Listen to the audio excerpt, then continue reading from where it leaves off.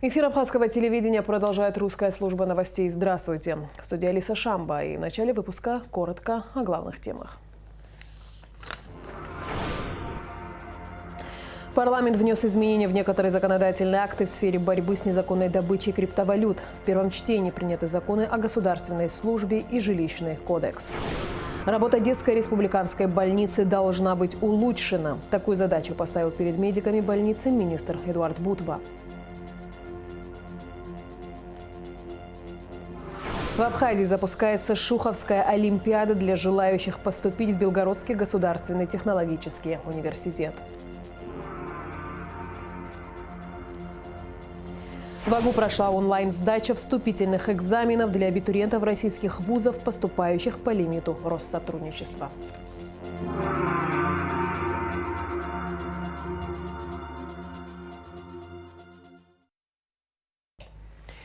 Незаконное присоединение к электросетям будет наказываться конфискацией оборудования по добыче криптовалют.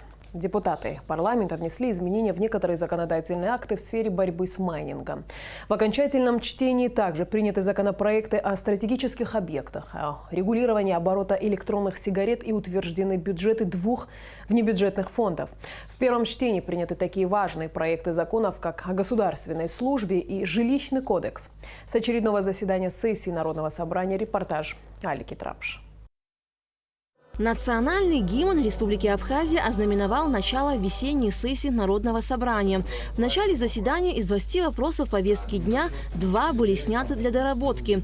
Это законопроекты о внесении изменений в закон об инвестиционной деятельности и в постановление Кабмина, касающегося перечня сырья и материалов, ввозимых на территорию Абхазии, не подлежащих налогообложению. Депутаты парламента во втором окончательном чтении утвердили бюджеты фондов репатриации и Государственного внебюджетного фонда инвалидов Отечественной войны народа Абхазии. Также в окончательном чтении депутаты приняли часть 4 Гражданского кодекса. Проект закона регулирует права на интеллектуальную деятельность и индивидуализацию. Мы говорим, например, об авторстве произведений науки, литературы, музыки, песен, то есть, логотипы, бренды, то есть все это нужно защищать в установленном законном порядке. Граждане обращались с просьбой разъяснить, каким образом результат их интеллектуальной деятельности может быть защищен в Республике Абхазия. Но защита сама по себе есть, понятное дело, у нас есть судебная, общего характера судебная защита. В то же время для того, чтобы те или иные вопросы не доводить до суда, необходимо иметь документы по регистрации результата твоей интеллектуальной деятельности. В этой связи регулирование отношений в этой сфере будет, на мой взгляд, востребованным. Парламент внес изменения в некоторые законодательные акты в сфере борьбы с незаконной добычей криптовалют. Изменения предусматривают наказание в виде лишения свободы на срок от 1 года до 3 лет с конфискацией оборудования. При первичном подключении к сетям, если действия не содержат уголовно наказуемого деяния, у нарушителей конфискуют оборудование. Также будут изымать и трансформаторы. Конфискация будет осуществлена на основании решений суда. У кого-то 2-3 майнинга, мы это смотрим, ищем, а где трансформатор целенаправленно на добычу криптовалюты, мы не изымаем трансформатор. Это, я считаю, неправильно, поэтому внес такую поправку. Если поддержите, то будет хорошо. И не будет у нас проблем, и как раз и трансформаторы будут в Черноморэнерго. Решение этого вопроса чрезвычайно важное для энергетики Республики Абхазия. И депутатский корпус считает, что большая доля дефицита электроэнергии связана именно с незаконной добычей криптовалюты. Поэтому мы идем на то, чтобы усилить эти нормы максимально. Надеемся на соответствующие органы, что они будут добросовестно все это исполнять. Во втором окончательном чтении принято постановление о урегулировании оборота устройств для потребления никотиносодержащей продукции, их составных частей и элементов. И в парламент были обращения педагогического состава, родителей в школах, обратить внимание на то, что дети имеют беспрепятственный, по сути, доступ к приобретению этих устройств доставки никотина, так называемые вейпы. Соответствующий запрос мы направили в Министерство здравоохранения Республики, которое высказалось о крайне высоком риске заболеваний, различных заболеваний, в том числе очень тяжелых, и в целом, что вред чрезвычайно высокий от этих устройств. Вот. Ну, в первом чтении законопроект в целом был принят. Единственное, вот, Дауд Витальевич, вы сказали, там сроки вступления в силу этого закона были предложены изменить на 1 марта. Соответствующая поправка подготовлена. Прошу вас поддержать во втором и окончательном чтении. В первом чтении принят проект закона о государственной службе. Законопроект регламентирует систему, принципы, порядок поступления на службу, ее прохождение и увольнение, права и обязанности госслужащих, ограничения и запреты, связанные с государственной службой, требования к служебному поведению госслужащих, условия оплаты труда, социальные гарантии и другие аспекты. Также представленный вам законопроект вводит требования об обеспечении беспрерывной работы государственных органов по направлениям их деятельности, имеющих важное значение. В качестве одного из элементов антикоррупционного механизма следует также рассмотреть положение законопроекта, предусматривающее обязанность гражданина, поступающего на государственную службу, а также обязанность государственного служащего ежегодно представлять сведения о доходах, имуществе и обязательствах имущественного характера. Также в первом чтении принят проект жилищного кодекса Абхазии. Документ представил депутат Резу Зантария. В настоящее время в Абхазии действует жилищный кодекс, принятый в 1981 году. Разработка нового кодекса имеет целью восполнение существующего пробела в законодательстве обеспечения конституционного права граждан на жилище и регулирование жилищных прав.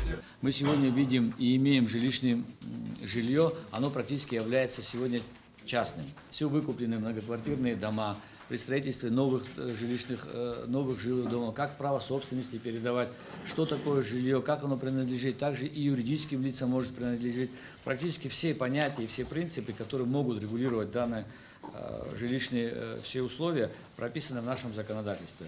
Я его не смогу, наверное, сказать так за 2-3 минуты высказать, но он готов к регулятору, он готов регулировать все жилищные и снимет много вопросов, связанные с теми коллизиями, которые сегодня сталкиваемся. Решением депутатов Центр специального назначения включен в структуру службы госбезопасности. Также погранотряд СГБ Абхазии переименован в погрануправление.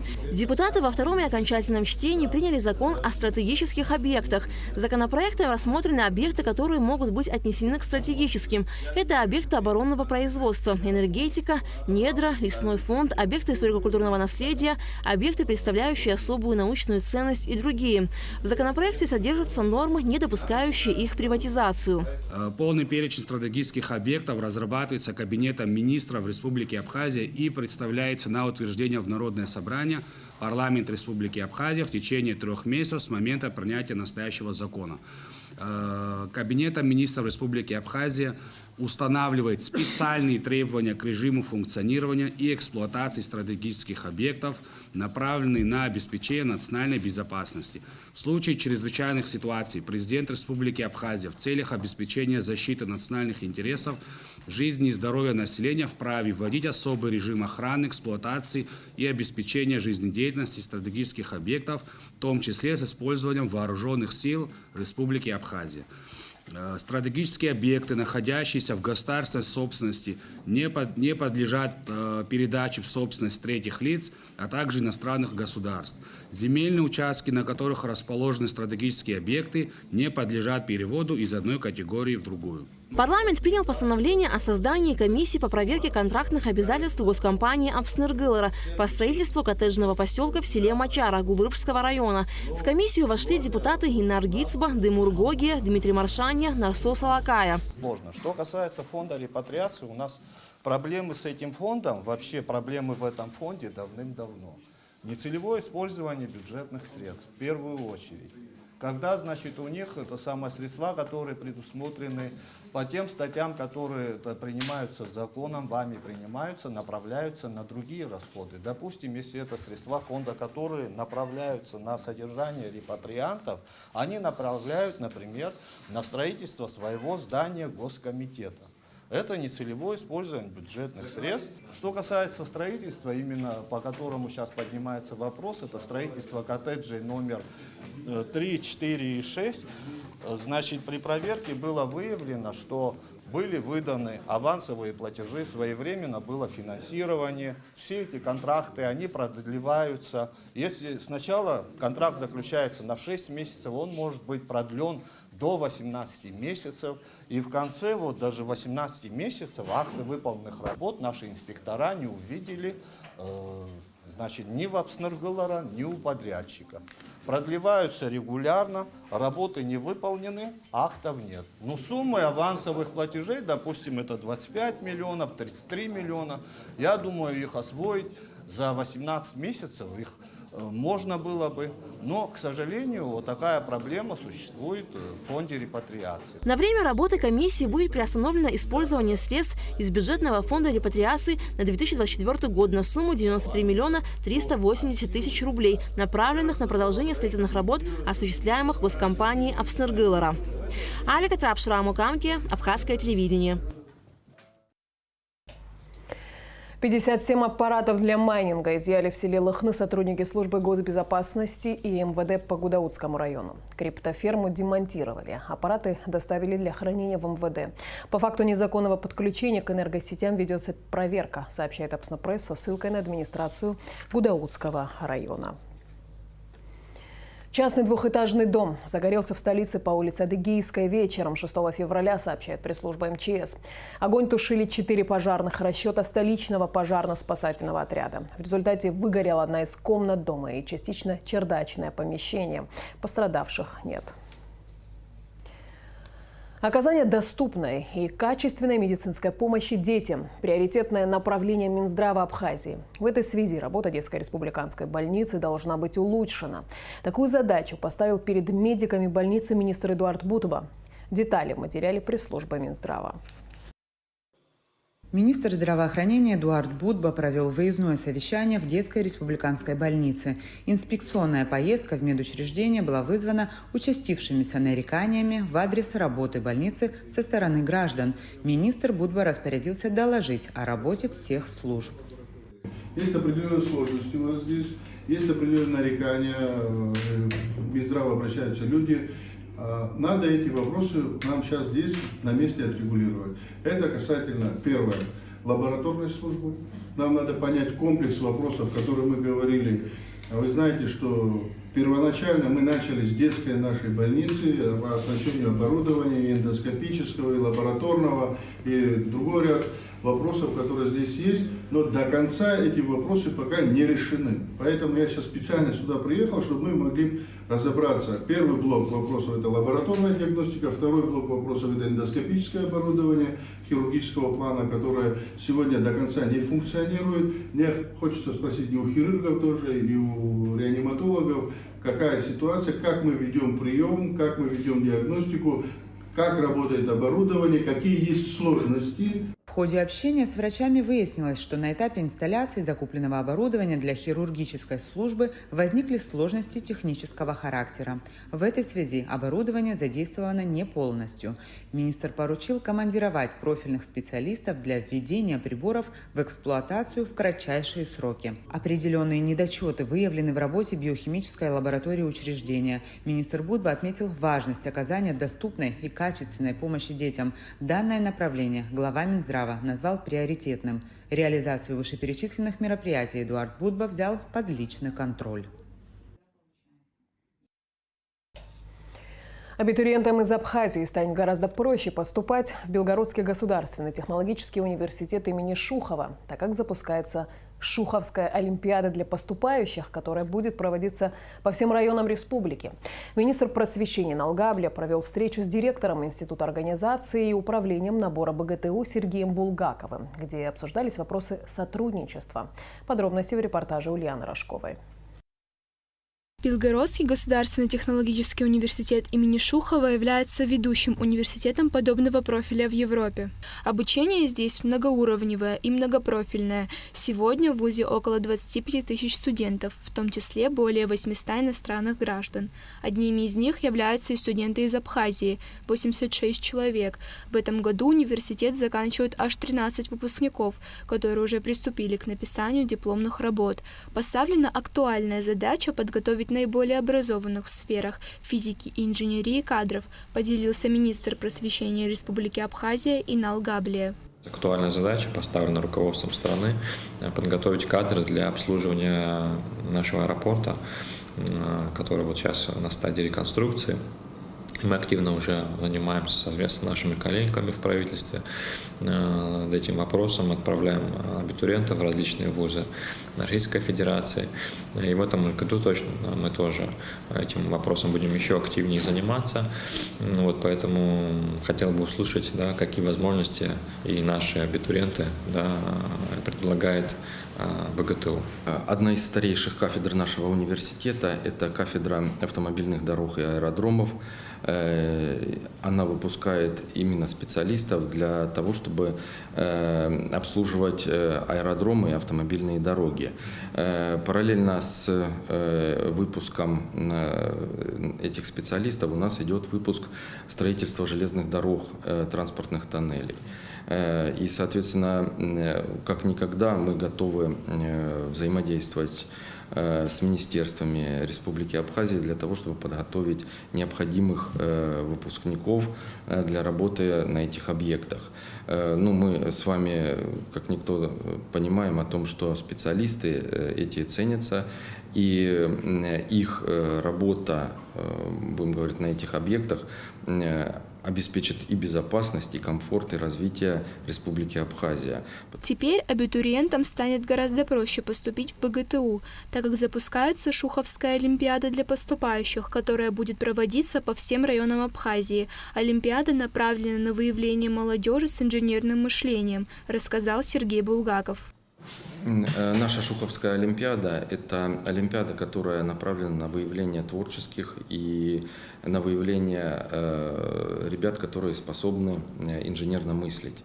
Это направление, будем говорить, идет под эгидой нашего великого изобретателя Шухова, и эта олимпиада будет по математике и физике. Призеры, победители этой олимпиады будут у нас зачисляться в наш университет, и их олимпиада будет эквивалентна вступительным испытаниям. Белгород граничит с зоной проведения СВО, и поэтому вопрос безопасности студентов здесь особенно актуален. После известных событий приняты все необходимые меры, чтобы обезопасить жителей, говорит Сергей Булгаков.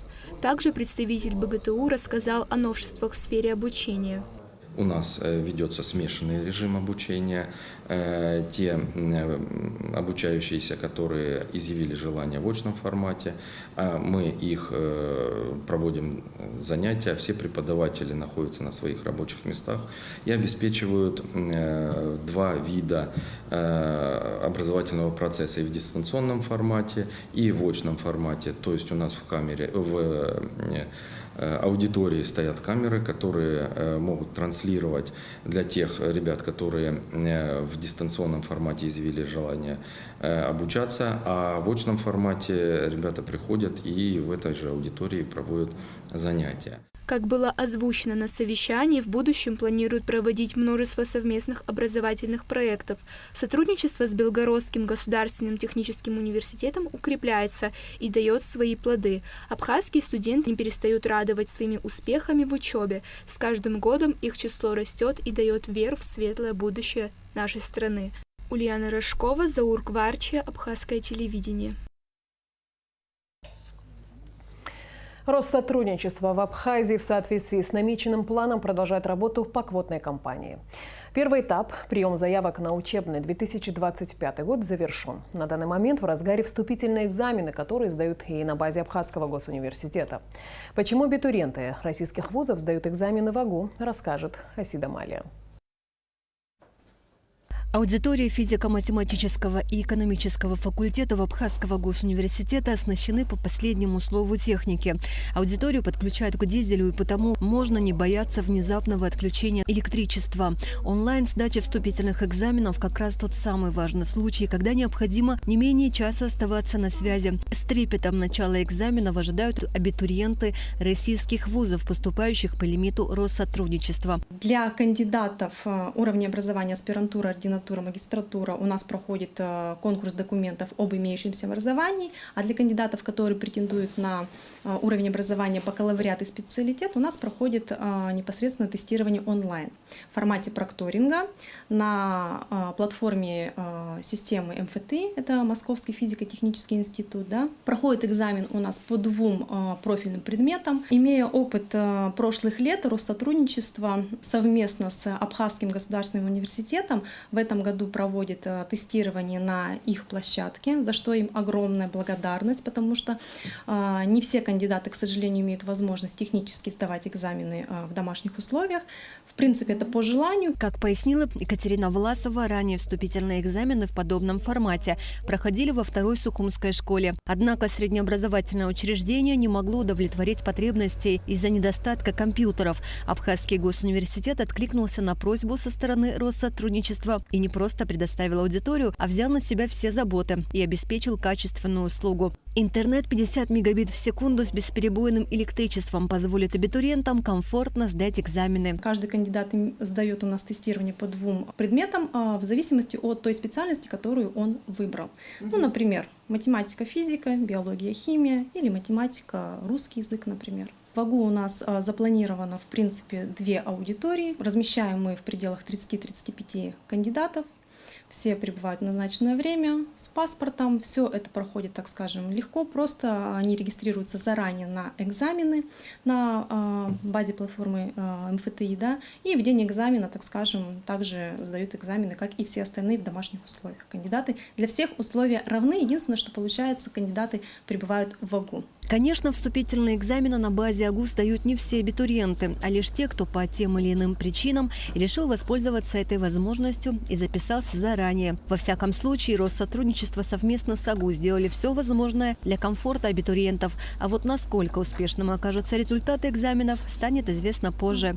Асиля Малия, Камила Джоупуа, Абхазское телевидение. В селе Гума Сухумского района при осмотре охотничьего жилища сотрудниками МВД обнаружено наркотическое средство в крупном размере и боеприпасы.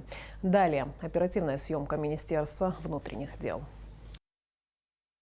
В селе Гума Сухумского района при осмотре охотничьего жилища Кикирнеева Геннадия Анатольевича 1968 года рождения сотрудниками уголовного розыска совместно с милицией общественной безопасности отдела внутренних дел по Сухумскому району обнаружен и изъят пакет с веществом растительного происхождения, как установлено экспертами, наркотическим средством марихуана.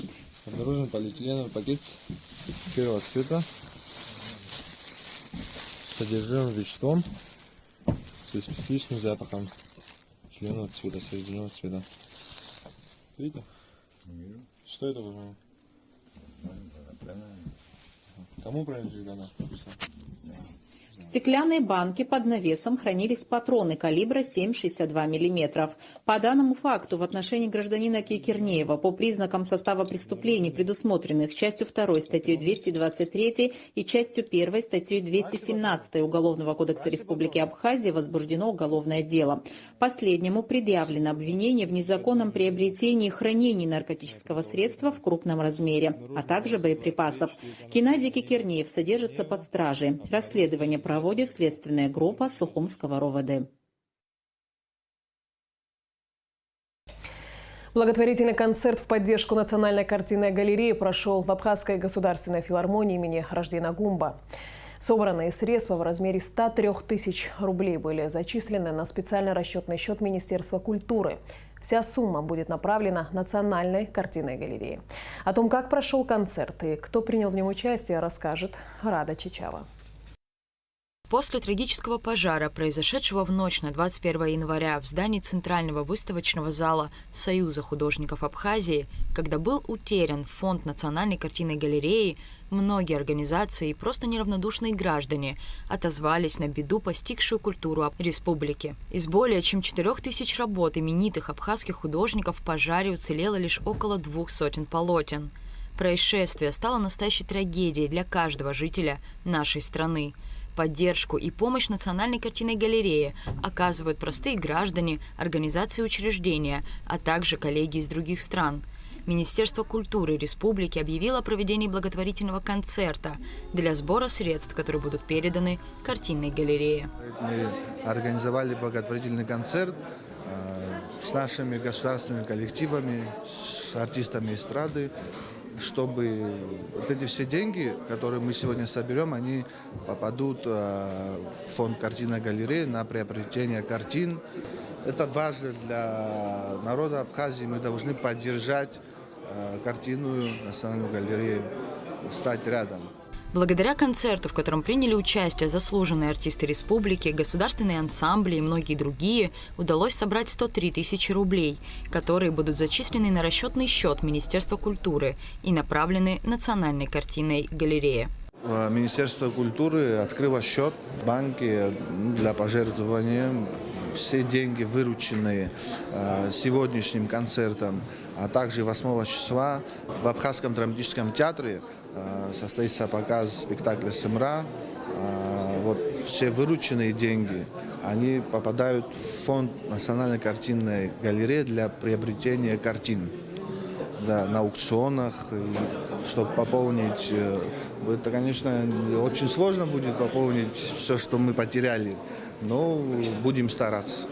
Дождливым февральским вечером для жителей и гостей столицы, собравшихся в стенах Государственной филармонии, выступили артисты театра и эстрады, танцевальные, музыкальные и вокальные коллективы Абхазии, в том числе Кисоу Хагба, Даура Руха, Апсны-67, Тимур Таня, Людмила Гумба, Мана, Государственная хоровая капелла, Хибла Мугба, Мадина Кварацхелия, хор Государственного заслуженного ансамбля народной песни и танца. Артисты с радостью откликнулись на предложение принять участие в благотворительном концерте, а многие вызвались самостоятельно. Будем петь духовную музыку Надара Чанба, первую и третью часть. Мне кажется, у всех должно быть хорошее восприятие, душевное. Мы хотим помолиться. Как отметила Асида Шакая, заслуженная артистка Абхазии, принять участие в подобном мероприятии, безусловно, важно для деятеля культуры республики. Помочь, чем только возможно, в сложившейся ситуации желает каждый неравнодушный к родной культуре и искусству человек. Естественно, оно важно в любом случае, но хотелось бы, конечно, чтобы к этому пришли раньше. Может быть, и сегодня этой трагедии не было бы. После выступления артистов ведущий концерт Алхас Манарги от лица Министерства культуры поблагодарил всех неравнодушных людей, принявших участие в благотворительной акции. Отдельную благодарность он выразил министру культуры России и братскому народу Южной Осетии, где также объявлен благотворительный сбор. Рада Чачава, Заур Кварча, Абхазское телевидение. Русдрам готовится к большим гастролям в Москве. С 6 по 9 апреля абхазские артисты покажут зрителям 6 постановок. В «Лучах», «Красавец-мужчина», «Последний из ушедших», «Метод», «Софичку» и «Роман с кокаином». Спектакли будут идти на сценах театрального центра, на Страстном и в театре «Эцетера». Стартовал прием заявок на международные конкурсы под общим названием «Родные просторы», сообщается на странице Россотрудничества в Телеграм-канале. В этом году конкурсы проходят по 2 направлениям – видео и художественные работы. А их темой стали духовно-нравственные ценности, объединяющие жителей России и стран ближнего зарубежья. Участниками конкурсов могут стать юные соотечественники в возрасте от 12 до 17 лет. Победители и призеры получат возможность принять участие в летней смене лагеря «Детская республика» Поленово на живописном берегу реки Оки в Тульской области в августе этого года. И в завершении выпуска традиционно о погоде. По сообщению Гидрометцентра, в четверг, 8 февраля, на территории Абхазии ожидается облачная погода с прояснениями. Местами ночью возможен слабый дождь, днем без осадков, в горах снег. Температура воздуха ночью плюс 2,7, днем плюс 8,13. Температура морской воды плюс 9.